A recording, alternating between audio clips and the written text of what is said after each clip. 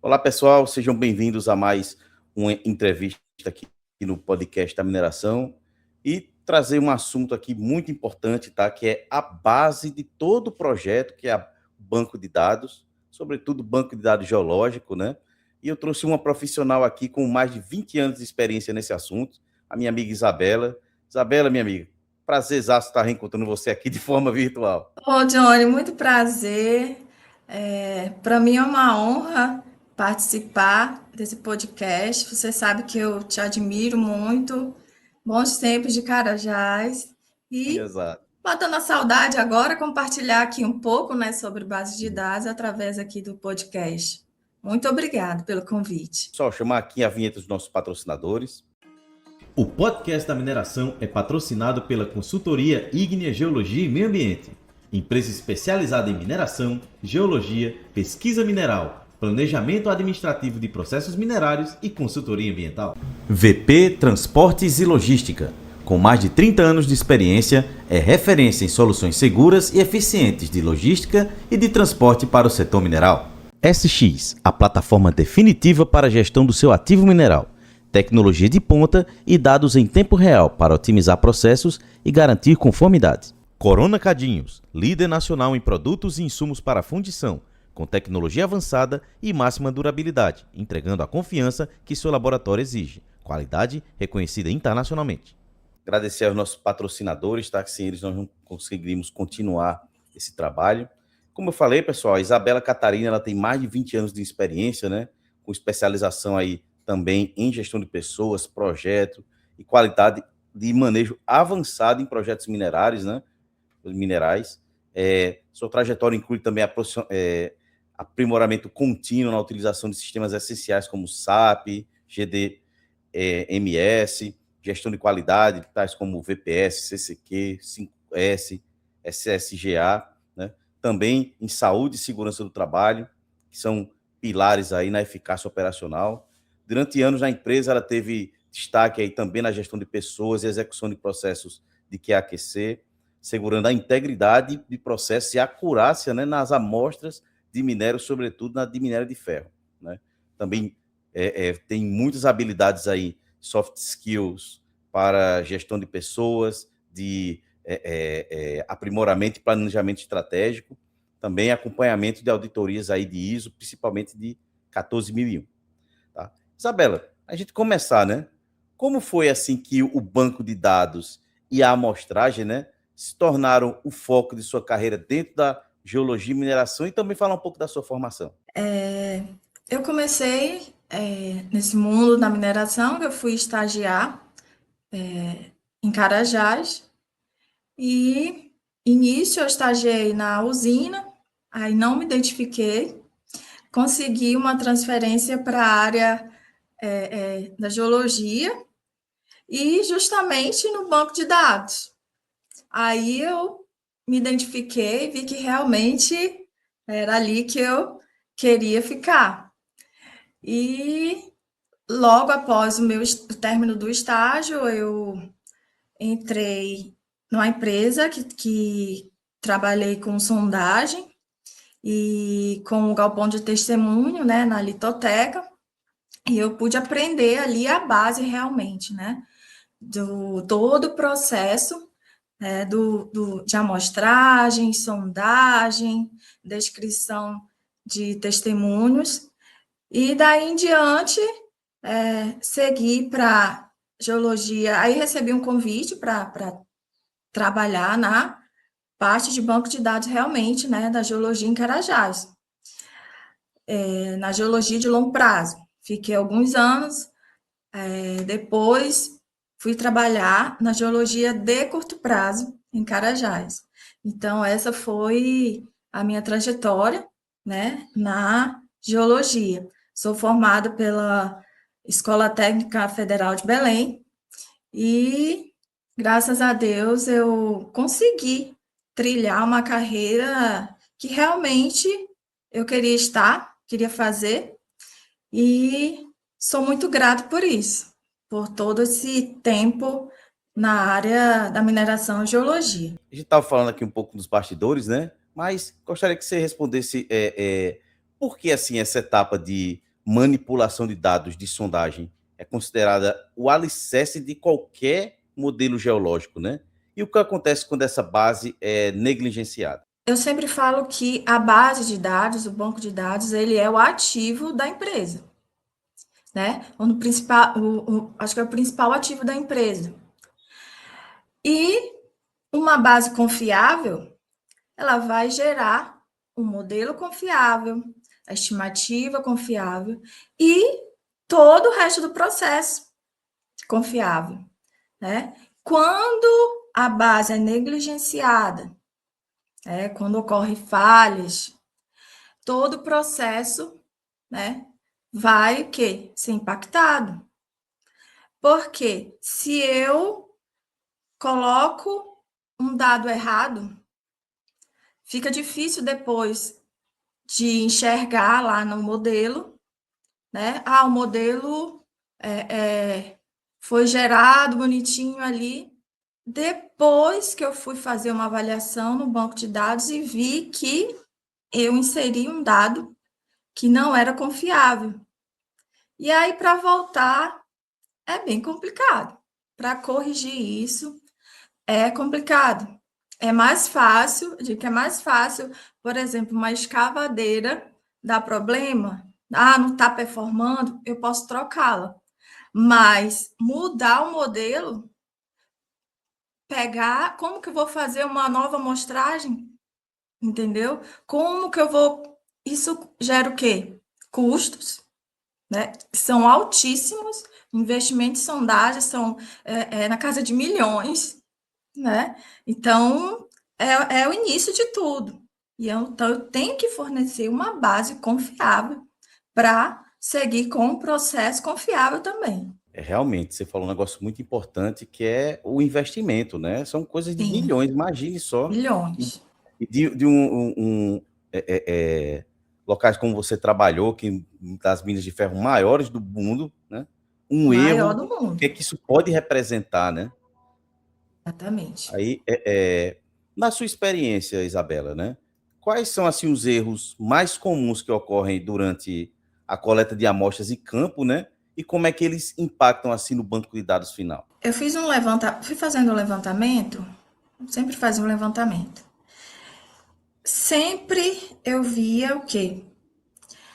Na hora de fazer a amostragem, não, o amostrador ou o técnico, eles não eram treinados ou não tinha competência técnica para fazer aquela atividade.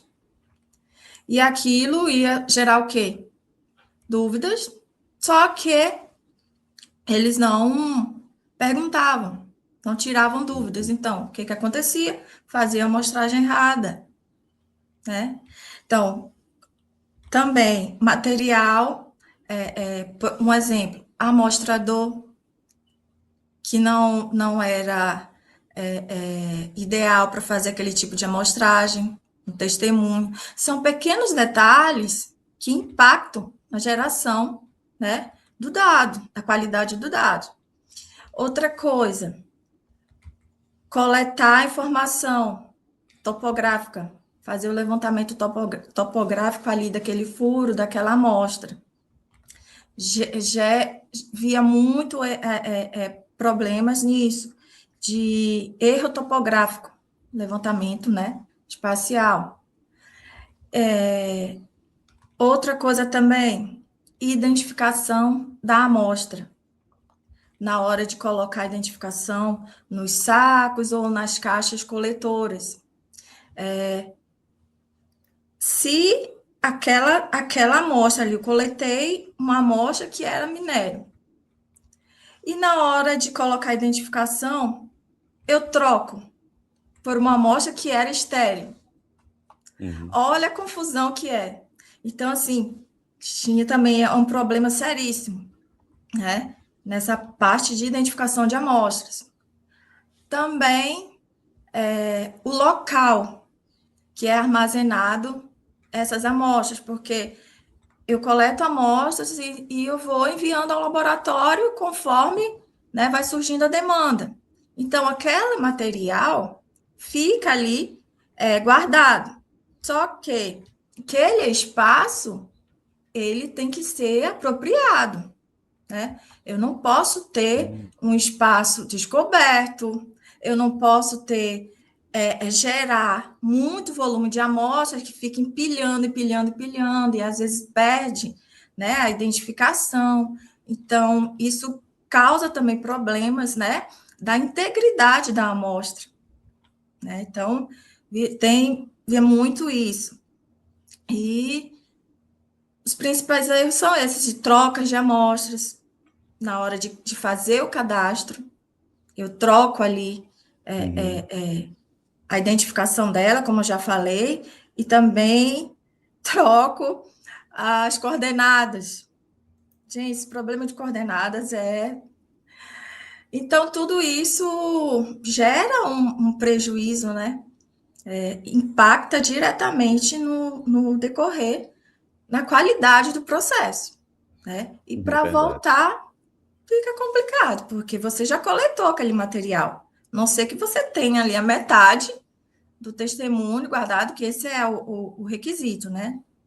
Guardar a metade do testemunho, mas aí voltar, gera um custo também de pessoas, de questão de laboratório, para analisar aquela amostra novamente, para voltar no modelo, isso aí é complicado. Outra coisa também, né, a questão do amostrador, né? A gente está falando um pouco aqui nos bastidores, a qualificação técnica do amostrador, que tem que ser algo essencial, né? Sim. Eu fui numa palestra uma vez, que falando sobre o que é aquecer. Aí o geólogo falou um negócio que eu nunca me esqueci. Ele falou, ó, para amostrar não deve ser aquele inicial, não. Tem que ser o cara mais sênior que você tem. Exatamente. Ele vai ter que ir para o campo amostrar. Então, eu guardei isso na memória desde quando ele falou. Exatamente. Concordo. E Johnny, assim, eu valorizo muito o trabalho do amostrador. Ele é parte essencial do processo, né? Às vezes, né, eu via, né, com os amostradores, isso, eles se sentiam inferiores, porque, eu estou coletando ali o material, só que aí eu chegava e disse, não, você é parte fundamental desse processo. E aí treinava, né, mostrava para ele o quanto é importante aquela atividade, né? Então, tem que ter isso. O amostrador é a parte essencial do processo, né? Valorizar esse profissional que ele é o que faz a diferença ali. Isabela, hoje nós temos várias ferramentas de gestão de dados, né? Como o próprio Micromine, que é ferramenta essencial, fundamental, né?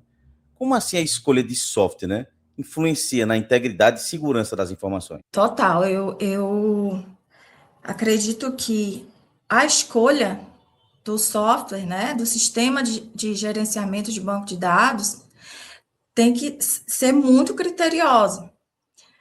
Tem que ser um software, né, que absorva que os dados robustos, né, e mantenha esses dados íntegros, que consiga validar, né, uma validação realmente completa,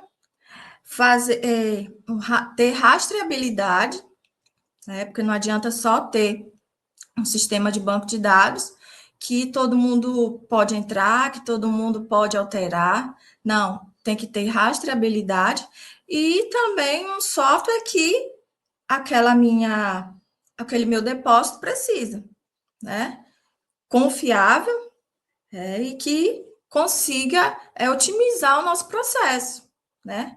Que ali aquela base o que a gente precisa realmente ter confiabilidade, né? Confiabilidade que ele consiga trabalhar, né, com uma validação realmente completa, sem rastrear todo o processo, fazer todo o rastreamento do processo, quem entra, quem mexe, quem alterou, né? Porque são dados extremamente importantes aí que não pode ficar simplesmente numa planilha Excel, e é para isso que a gente né, investe muito alto em gerenciamento de banco de dados, né? E ele tem que fornecer isso, segurança, né, nos dados. Acho que um grande corte que nós estamos fazendo aqui, né, é exatamente isso, a segurança, né? Sim. Como você que é um profissional, tem bastante conhecimento na área de QAQC, né?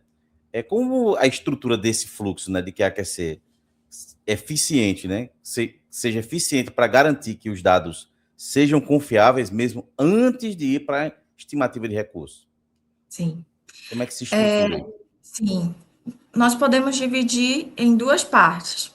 O QA, que eu parto para a parte de qualidade, né, dos procedimentos, e o QC, que são os controles.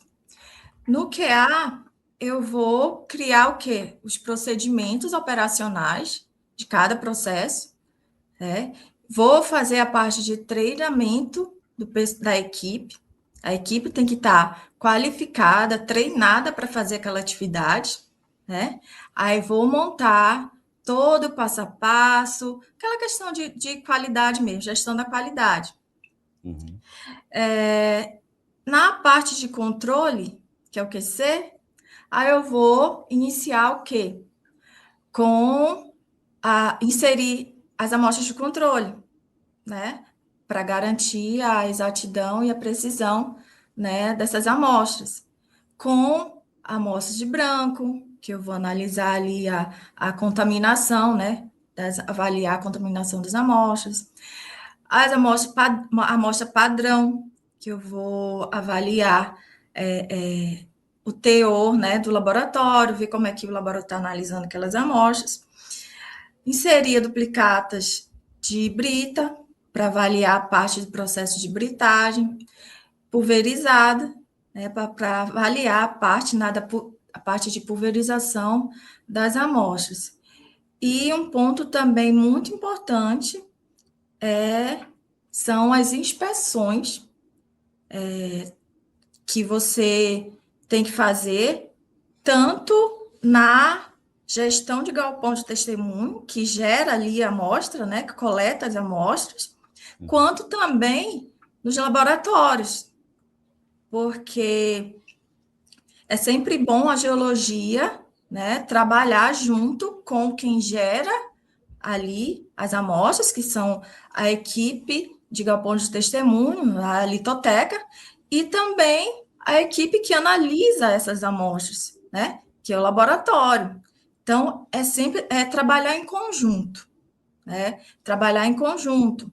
E essa inspeção, ela gera um ganho, porque você tem uma visão. Se você chega lá no galpão, por exemplo, eu não trabalho lá na parte de coletar amostras, mas quem está fora, às vezes, tem uma visão diferente de quem está lá. Então, é sempre bom ter esse olhar, né? Um outro olhar. E a mesma coisa é no laboratório. Aí você pega todo o fluxograma e vai analisando, vendo, isso aqui não está de acordo com o PRO, então vamos melhorar. É em conjunto, é parceria, né? Não tem como, ninguém trabalha só ali. Então, galpão de testemunho, a geologia, né, com a base de dados e laboratório.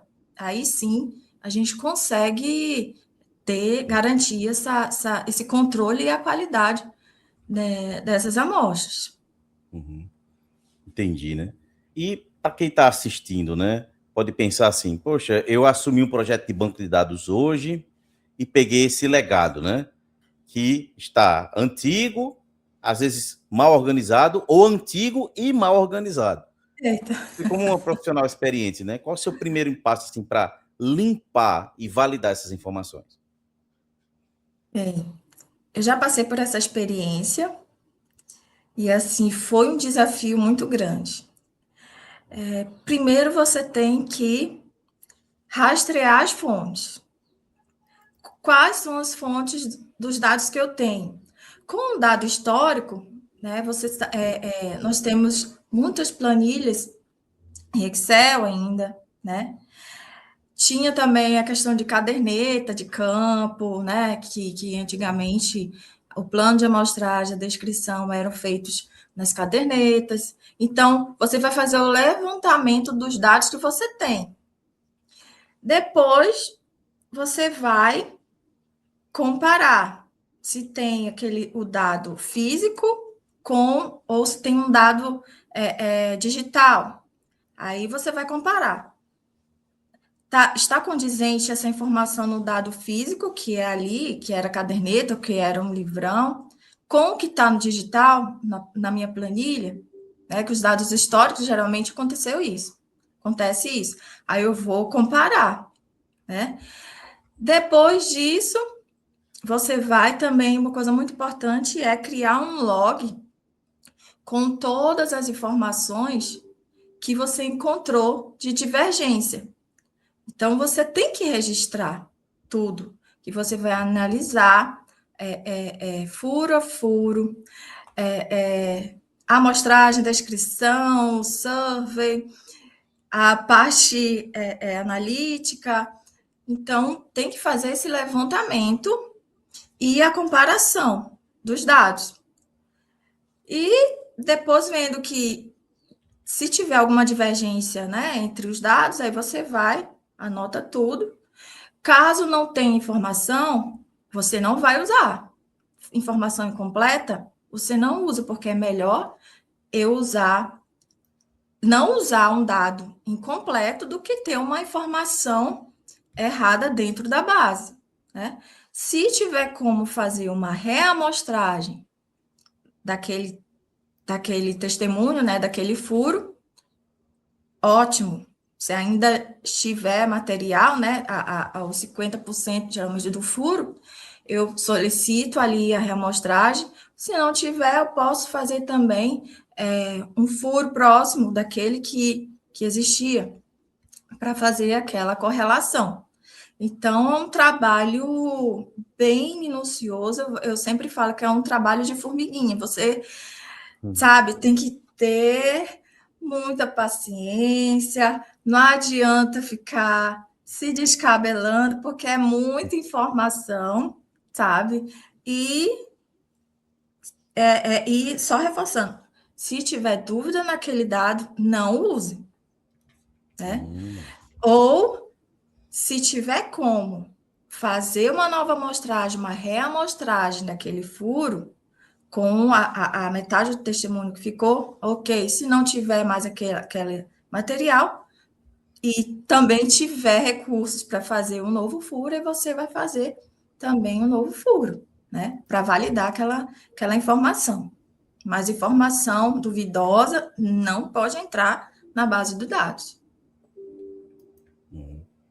Realmente, você falou bem nessa questão de rastreabilidade, né? E pegando o gancho no que você falou, né? Como é que deve ser, então, assim, a comunicação entre a equipe de campo, né, que coleta os dados, e a equipe de escritório que manipula os dados? Que, como a gente até falou no início, às vezes a formação é diferente, são pessoas que não são formadas na área, estão lá amostrando porque foram treinadas, né? Como é que deve ser, assim, na sua opinião? Olha, tem que ser uma comunicação clara, assertiva e objetiva. Então, é essencial. Nenhum trabalho é perfeito. Sempre vai ocorrer, né, ter problemas. Problemas sempre vão existir.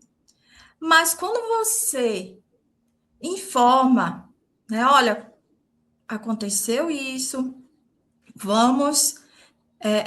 eu não vou simplesmente dizer, ataca, não, nós vamos corrigir. Então, essa comunicação tem que ser sempre muito clara entre a equipe de campo e a equipe, né, que vai manipular esses dados. Mesmo que aconteceu um problema ali, eu coletei errado, ou não tem, nós vamos resolver, nós vamos, sabe, não pode ter aquele receio de passar aquela informação, não. E dúvidas, sempre perguntar, sempre informar. Também acontece muito também dos amostradores, dos técnicos de campo,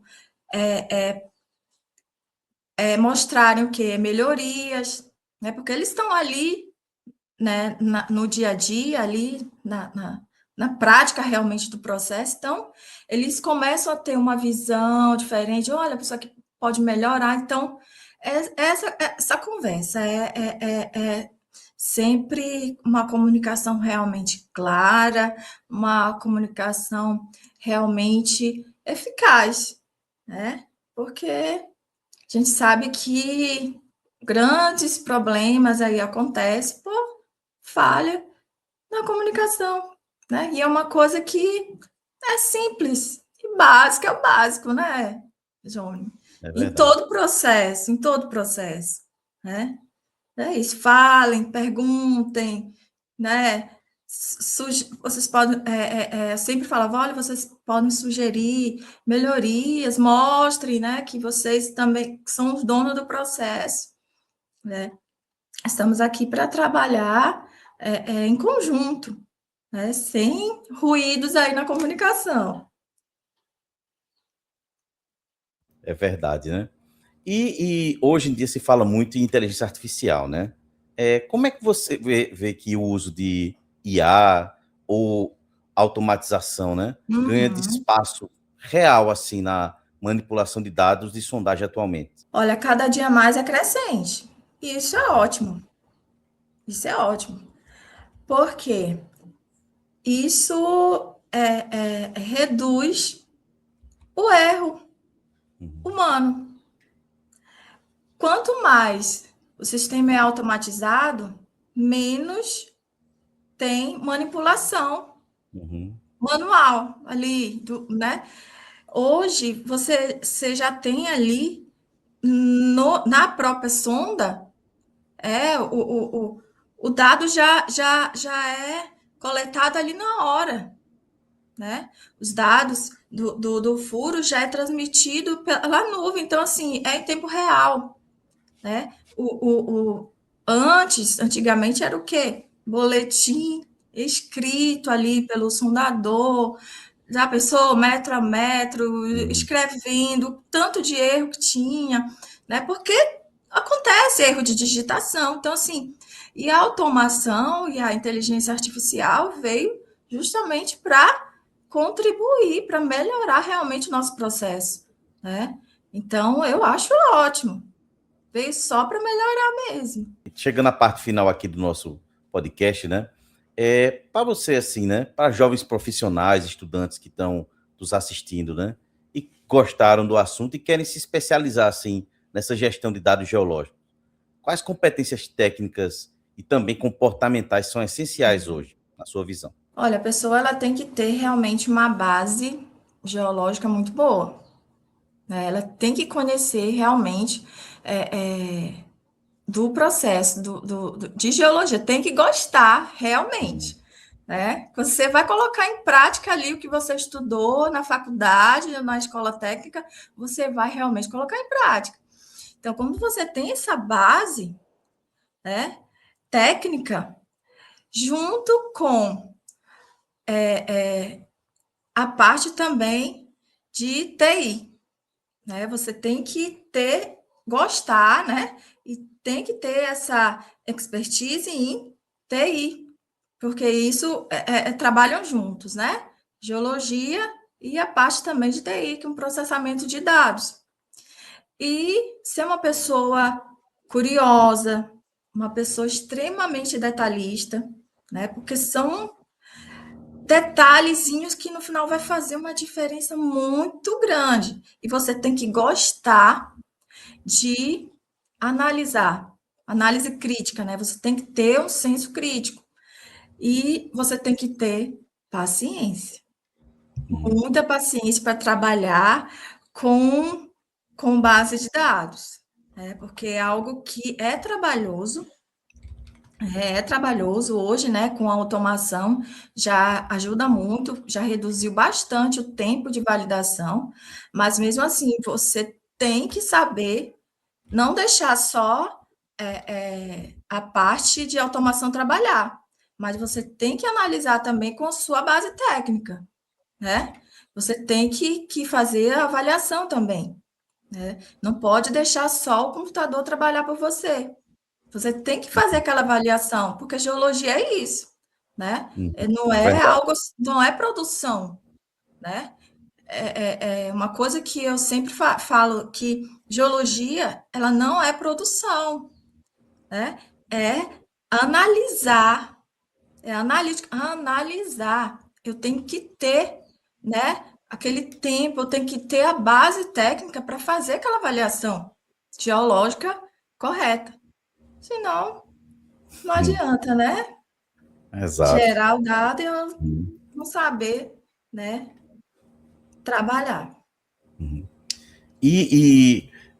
Isabela, qual assim o maior legado, né, que uma gestão de dados bem feita deixa para uma mineradora assim a longo prazo, tanto em termos financeiros quanto operacionais? O principal legado é gerar uma base robusta, confiável, que gerará confiabilidade em todo o processo, tanto operacional como financeiro, porque a base de dados é o ativo, o principal ativo da empresa, né? Se eu gero uma base de dados confiável, eu também gero modelo confiável, eu vou gerar o quê?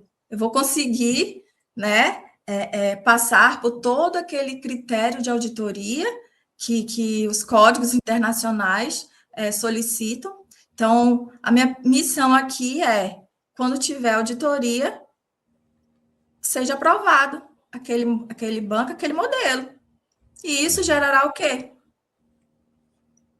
Confiabilidade em recursos e reservas, no meu recurso e reserva, né? Já pensou?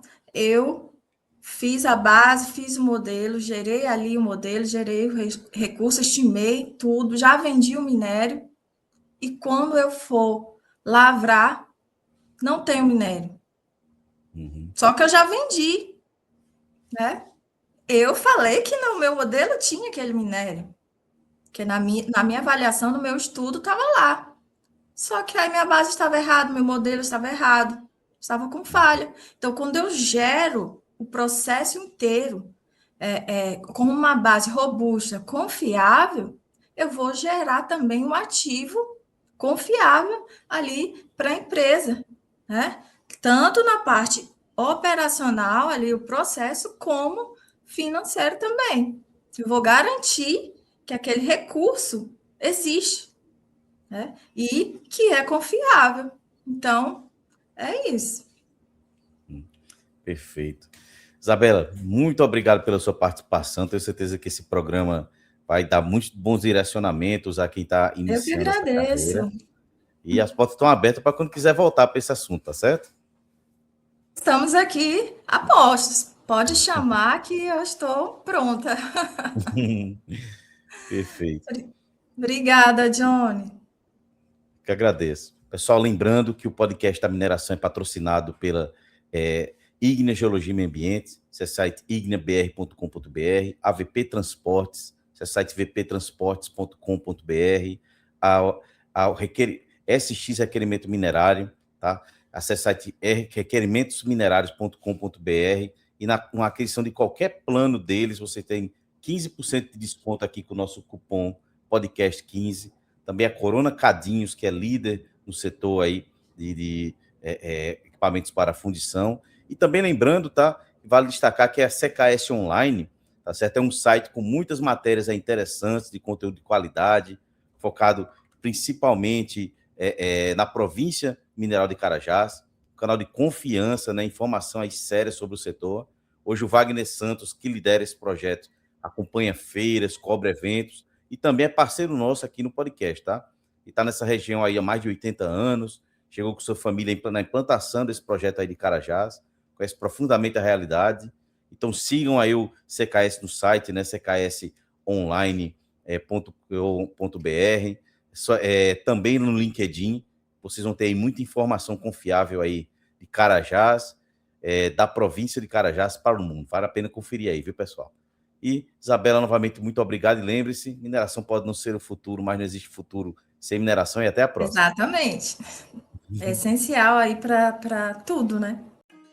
O podcast da mineração é patrocinado pela consultoria Ignea Geologia e Meio Ambiente, empresa especializada em mineração, geologia, pesquisa mineral, planejamento administrativo de processos minerários e consultoria ambiental. VP Transportes e Logística. Com mais de 30 anos de experiência, é referência em soluções seguras e eficientes de logística e de transporte para o setor mineral.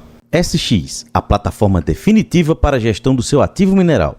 Tecnologia de ponta e dados em tempo real para otimizar processos e garantir conformidade. Corona Cadinhos, líder nacional em produtos e insumos para fundição, com tecnologia avançada e máxima durabilidade, entregando a confiança que seu laboratório exige. Qualidade reconhecida internacionalmente.